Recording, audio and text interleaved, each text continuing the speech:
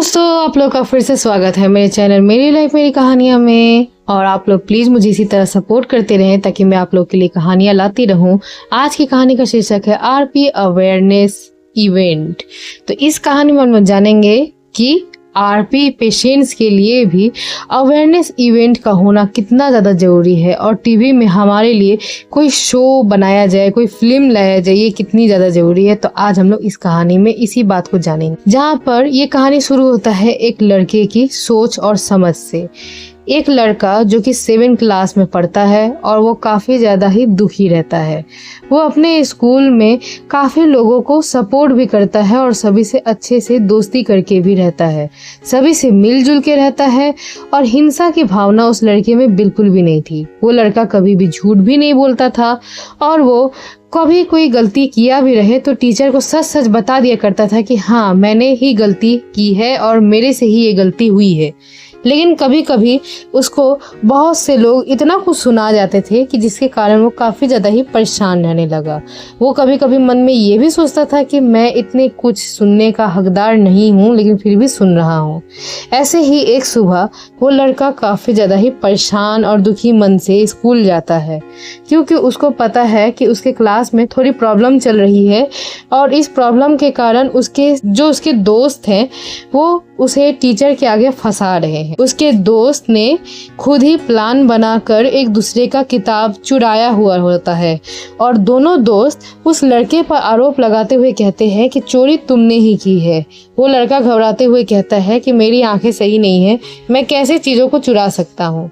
वो लड़का हमेशा सत्य के उम्मीद पर चलता है और सत्य के राह को फॉलो करता है, इसलिए वो हमेशा सच्चा बात ही बताता था। उसे टीचर लोग कैसे डराने और धमकाने से लगे। तब वो टीचर को कहता है कि मैम, मैंने किसी का किताब चोरी नहीं किया है और मुझे किसी का किताब चोरी करने का ज़रूरत भी नहीं है। और हाँ, मेरी आंखें इतनी समर्थ नहीं है कि मैं सब कुछ देख सकूं और लोगों का सामान भी चुरा कर कहीं भाग सकूं। ये लोग झूठ कह रहे हैं और मैं अगर किया होता तो सच कह देता। मुझे सच छिपाने की आदत नहीं है। लेकिन टीचर लोग उसकी बातों को दिखावा समझ के उसकी पिटाई शुरू कर देते हैं और वो काफ़ी ज़्यादा ही टूट जाता है। घर में आता है तो देखता है उसके मम्मी पापा को भी सारे कंप्लेन मिल चुके हैं और उसके मम्मी पापा भी उससे काफ़ी ज़्यादा उखड़े हुए हैं और उसके मम्मी पापा इतना ज़्यादा परेशान है कि उसकी कोई बात को सुनना भी नहीं चाहते। अब वो धीरे धीरे बहुत ज़्यादा परेशान होता है। अब वो सोचता है कि मैं बताऊं तो किसको बताऊं, कोई मेरा सुनने वाला है ही नहीं। ना टीचर मेरा सुन रहे हैं, ना माँ बाप मेरे सुन रहे हैं और मेरे जो 2 दोस्त हैं वो लोग तो मुझे फंसा कर ही मानेंगे और उन लोगों ने मुझे फंसा ही दिया है। अब मैं बचा कहाँ हूँ। मेरी आंखों के ऊपर भी कोई विश्वास नहीं करता है और ना ही मेरी आंखों का दुख दर्द कोई समझता है। मैं देख नहीं सकता और मुझे कैसा फील होता है ये लोग नहीं कहते हैं और ना ही समझते हैं, लेकिन मेरे जले पे नमक जरूर छिड़कने के लिए लोग आ जाते हैं, जिससे मुझे और लहरन होती है। धीरे धीरे वो काफ़ी ज़्यादा परेशान होता है और शाम को सभी लोग चाय पी रहे होते हैं। घर में दादा दादी, मम्मी पापा और 2 बहनें, सभी लोग मिलकर शाम का चाय नाश्ता कर रहे हैं, जहाँ पर टीवी चल रहा है। ड्राइंग रूम में सभी लोग सोफा में एकत्रित बैठे हुए हैं। कभी कभी दादाजी न्यूज़ चैनल को चलाते तो कभी कभी उसके पापा खेला देखने के लिए स्पोर्ट्स चैनल ऑन कर देते और परिवार में सभी लोग बारी बारी से शाम को टीवी देखा करते। मम्मी और दादी सीरियल देखने की डिमांड करने लगती है, गरम चाय के साथ रिमोट हाथ में पकड़ना चाहती है और दोनों बहनें वो लोग भी कुछ इधर उधर के प्रोग्राम शोज को देखना चाहती है, लेकिन किसी को मौका नहीं मिल पाता है। सभी लोग बारी बारी से देख रहे होते हैं और इसी तरह लोगों में थोड़ी सी लड़ाई झगड़ा भी शुरू हो जाती है। दादा दादी, मम्मी पापा, बहनें सब कहने लगते हैं पहले मैं देखूंगी, पहले मैं देखूंगा, पहले मैं। इस मैमे के चक्कर में सभी की चाय भी ठंडी हो रही होती है और सभी लोग चाय की तरफ नजर ना देते हुए सिर्फ टीवी में ही लगे रहते हैं।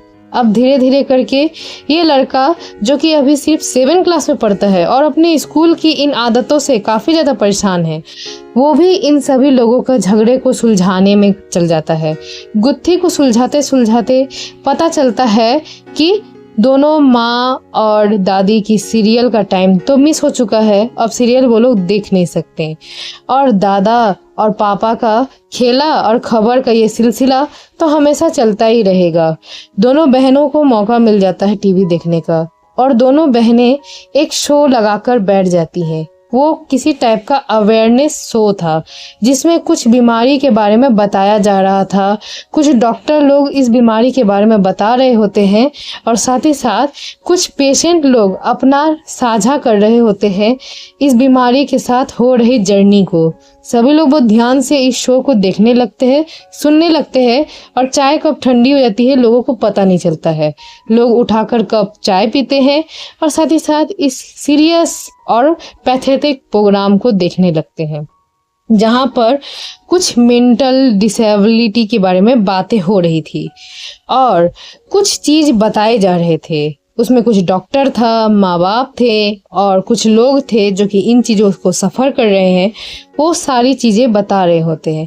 और उसमें जनता की वोटिंग लाइन भी खुली थी, सभी जनता लोग वोट भी कर रहे होते हैं कि हाँ हमें ये करना चाहिए, ये सही होती है, हमें वो करना चाहिए, वो सही होती है।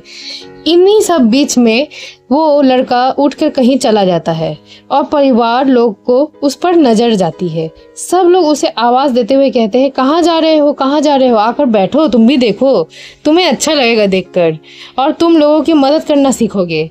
स्कूल में ये सब जो बदमाशी करते हो ये सब में कम से कम तुम्हारा ध्यान तो नहीं रहेगा, तुम हमेशा लोगों के बारे में अब अच्छा सोचोगे।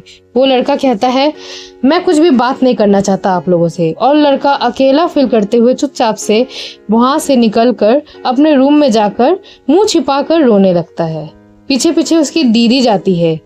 उसकी एक दीदी इस शो को बैठकर देख रही है और दूसरी दीदी उठकर जाती है और कहती है कि भाई तुम इतने नाराज क्यों हो रहे हो, स्कूल में जो कुछ भी हुआ है मैं समझ सकती हूँ, लेकिन तुम नाराज तो मत हो, एक बार आके शो में देखो कितनी अच्छी चीजें लोग सिखा रहे हैं, हमें अवेयरनेस के बारे में जानकारी दे रहे हैं और हमें इस चीज के बारे में जानना चाहिए भी।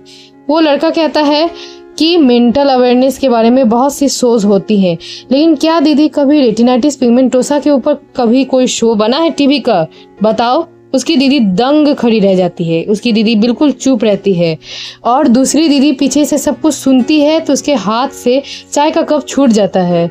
चाय का कप पूरा टूटकर बिखर जाता है और चाय भी पूरा फर्श को गंदा कर देता है। चाय नहीं पी पाती है उसकी दूसरी दीदी, और उसकी दूसरी दीदी ना जाने क्यों इन सभी बातों में बहुत ज्यादा भावुक हो जाती है और बोलती है भाई तूने ऐसा क्यों सोचा, तूने ऐसा क्यों बोला, लोग इस बीमारी के बारे में कुछ जानते ही नहीं है तो इसके ऊपर शो कैसे बनाएंगे। उसकी मम्मी पापा भी आते हैं और उसको समझाते हैं क्योंकि उसके मम्मी पापा समझ रहे थे कि मेरा बच्चा अब काफी ज्यादा टूट गया है, इसीलिए उसके मम्मी पापा उसको समझाते हुए उसे सब कुछ सिखाते हैं।